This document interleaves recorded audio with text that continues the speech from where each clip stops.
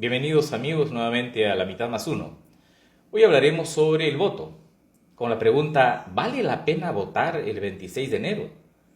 Cuando los peruanos votemos en esta fecha, habremos ido a las urnas 4 veces en los últimos 3 años. En las elecciones del 2016 por primera vez, luego en las elecciones regionales y locales de 2018, en el referéndum de diciembre del año pasado y en las del 26 de enero. Habría que considerar que algunos creen que hay una brecha entre la cantidad de veces que hemos ido a votar y la falta de ideas en una democracia que parece agotada o que necesita renovación, y no les falta razón. Precisamente por eso podría ser que se ha elevado en los últimos años el porcentaje de abstención electoral.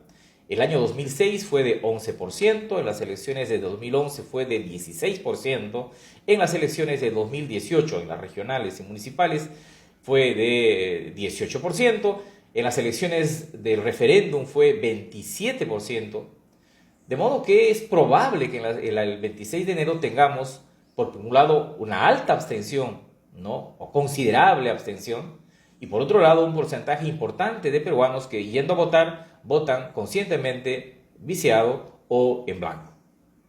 Esto nos plantea la discusión sobre qué recetas, qué alternativa tenemos frente a un proceso electoral que ha desmovilizado las demandas de renovación y que plantea sobre la mesa ideas básicas que no corresponden a un país que necesita un sistema renovado. Es decir, esta discusión que se centra solo en la eliminación de la inmunidad y en la rebaja del salario de los parlamentarios.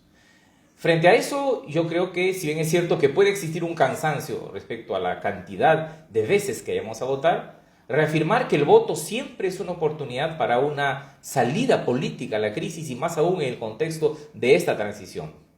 No obstante, sucede que el voto no es suficiente, y quizás lo que deberíamos plantear es un plus además del voto. Y ese plus yo creo que son propuestas. Los partidos tienen que profundizar en las propuestas. Y no solo en las propuestas de cara a las elecciones del 26 de enero, sino propuestas para más adelante.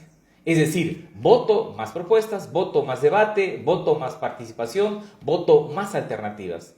De modo que se entienda que la capacidad de la gente de presionar, de reclamar y opcionalmente movilizarse frente al Estado o a quienes toman las decisiones no es contraria al voto. Como se está demostrando en Chile, que luego de las jornadas de movilización hay una discusión sobre la reforma política y una eventual nueva constitución en el Congreso. En Ecuador pasa lo mismo con una mesa de diálogo, y también en el diálogo colombiano.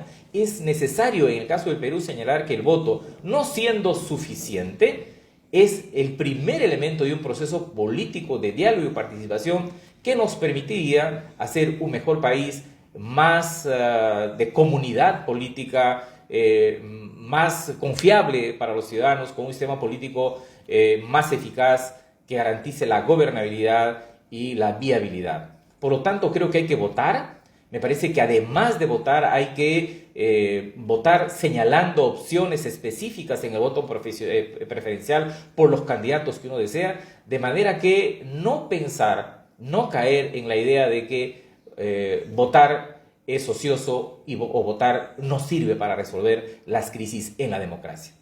Gracias amigos, y nos seguiremos viendo en las redes sociales.